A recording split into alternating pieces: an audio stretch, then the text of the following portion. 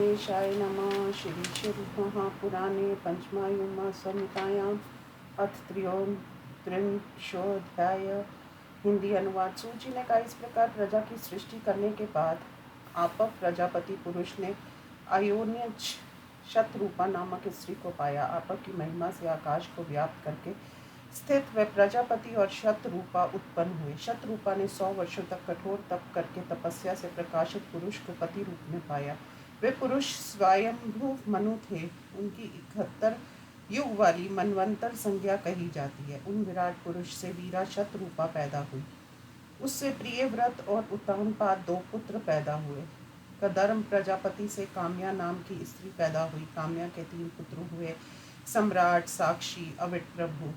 प्रभु उत्तानपाद ने अनेक पुत्रों को पैदा किया। उनमें एक दिव्य तेजस्वी, अपने को आनंद देने वाला ध्रुव भी था। सुंदर नितंबों वाली धर्म की कन्या सुनीति, जो सुप्रसिद्ध थी, वही ध्रुव की माता थी।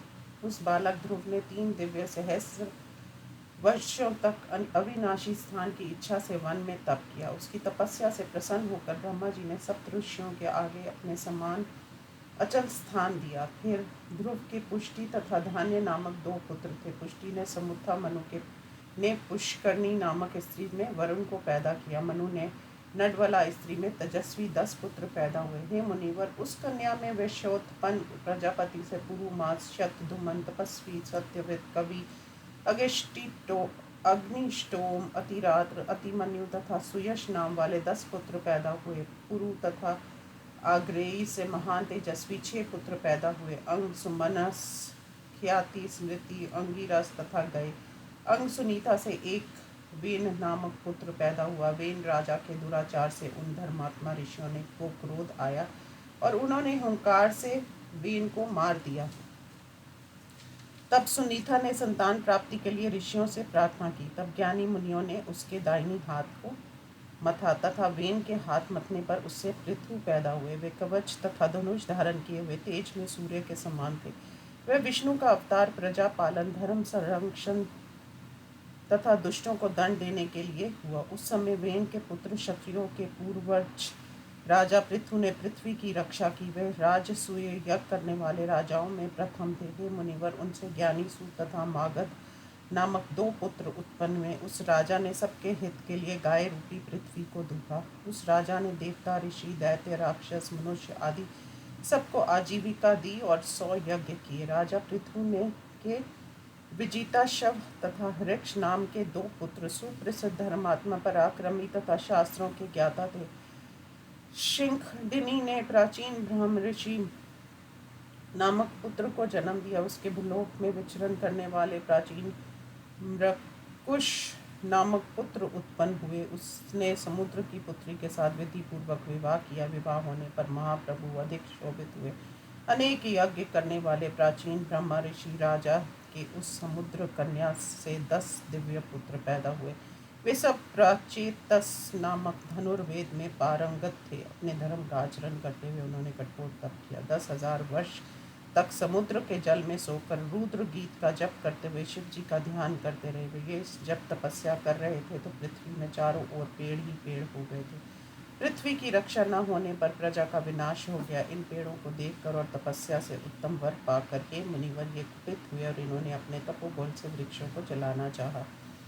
उन प्रचेतसों ने अपने मुख से अग्नि और वायु को पैदा कर वायु ने पेड़ों को उखाड़ा और आग ने उन्हें जला दिया। इस प्रकार वृक्ष नाश और कुछ वृक्षों को शेष देखकर प्रतापी राजा चंद्रमा ने इनके पास आकर कहा। चंद्रमा ने कहा, हे प्राचीन ब्रह्मा ऋषि राजाओं, क्रोध समाप्त करो, वृक्षों की इस उत्तम कन्या के साथ विवाह करो। भविष्य के जानन वाले, मैंने इसका गर्भ में पोषण किया। चंद्रवंश को बढ़ाने वाली ये आपकी पत्नी हो। ब्रह्मा के पुत्र प्राचीन महातेजस्वी तथा विद्वान दक्ष प्रजापति इसी के गर्भ से उत्पन्न होकर सृष्टि करेंगे। तुम्हारे आधे तेज से और मेरे तेज से, ब्रह्मा तेज से युक्त ये राजा प्रजा की वृद्धि करेगा।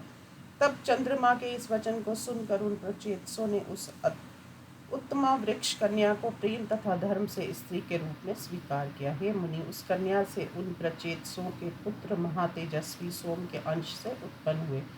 तब दक्ष प्रजापति ने अचर चर दोपाए चौपाए जीवों को उत्पन्न कर मैथुनी सृष्टि का आरंभ किया। तब दक्ष ने वीरन प्रजापति की वीरनी नामक पतिव्रता पुत्री के साथ विधि पूर्वक विवाह किया। उस वीरनी से 10,000 पुण्यात्मा हर्षभ नामक पुत्र पैदा हुए। वे नारद जी के उपदेश से विरक्त हो गए। ये सुनकर फिर उन्होंने उसी पत्नी से शुभलाशव नामक 1,000 पुत्र पैदा किए। वे भी अपने भाइयों के अनुगामी नारद के उपदेश से हो गए। भिक्षुक एवं विरक्त होकर वे पिता के समीप नहीं गए। ये सुनकर अधिक कुपित होकर दक्ष ने नारद मुनि को अहसम शाप दिया। हे क्लह प्रिय, तुम कहीं भी स्थिर नहीं रह सकोगे। हे मुनिवर, ब्रह्मा जी के समझाने पर दक्ष ने महाज्वाला स्वरूप वाली तथा गुणवती स्त्रियों को पैदा किया। उन्होंने 10 स्त्रियां धर्मराज को, 13 कश्यप मुनि को, 2 ब्रह्मा के पुत्र और 2 अंगीरा को दी। हे मुनिवर, जो विद्वान मुनि कृशाशव को दी और शेष सभी कन्याएं दक्ष प्रभु ने चंद्रमा को दी। उस दक्ष की पुत्रियों से देवता, असुर आदि अनेक पुत्र हुए और उनसे संसार भर गया। हे विपेंद्र, तब से मैथुनी सृष्टि प्रारंभ हुई। उसके पहले संकल्प, दर्शन तथा स्पर्श मात्र से सृष्टि होती थी। शौनक जी ने कहा, आपने पहले कहा था कि ब्रह्मा के अंगूठे से दक्ष की उत्पत्ति हुई थी। तब वे महातपस्वी प्राचेतस कैसे हुए? हे सूची, मेरे संदेह को तुम दूर कर सकते हो। ये आश्चर्य है कि वह कैसे चंद्रमा के शवसुर हुए। सूची ने कहा, हे मुनियों, प्राणियों की उत्पत्ति और निरोध नित्य होता रहता है। ये दक्ष आदि प्रत्येक कल्प में होते हैं। जो मनुष्य दक्ष प्रजापति की चर अचर रूपी सृष्टि को जानता है, वह संतान तथा पूर्णायु से युक्त होकर स्वर्ग लोक में सुयश पाता है। इस प्रकार श्री शिव महापुराण में सर्ग वर्णन नामक 30वां अध्याय समाप्त। ओम नमो शिवाय।